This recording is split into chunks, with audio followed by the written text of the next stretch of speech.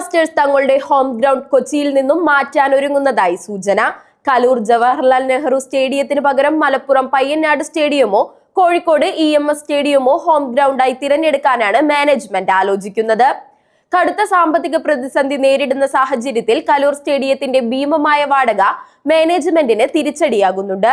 ഫെബ്രുവരി 14 ആരംഭിക്കുന്ന ഇത്തവണത്തെ ISL season single leg ആയാണ് നടക്കുന്നത്. ഇതോടെ ബ്ലാസ്റ്റേഴ്സിന് പരമാവധി ലഭിക്കുക 6 അല്ലെങ്കിൽ 7 ഹോം മത്സരങ്ങൾ മാത്രമാണ്. കുറഞ്ഞ മത്സരങ്ങൾക്കായി വൻതുക ചിലവാക്കുന്നത് ലാഭകരമല്ല എന്നാണ് വിലയിരുത്തൽ. ഇത്തവണ മത്സരങ്ങൾ ദൂരദർശനിലൂടെയാണ് സംരക്ഷണം ചെയ്യുന്നത്. അതിനാൽ FC നിലവാരത്തിലുള്ള സ്റ്റേഡിയം വേണമെന്ന കർശന നിബന്ധനകളിൽ ഫെഡറേഷൻ ഇളവ് വരുത്തിയതും മലബാറിലേക്ക് മാറാൻ സാധ്യത വർദ്ധിപ്പിക്കുന്നു. സ്പോൺസർഷിപ്പ് കുറവായതിനാൽ ടിക്കറ്റ് വരുമാനത്തെയാണ് ടീം പ്രധാനമായും ആശ്രയിക്കുന്നത്.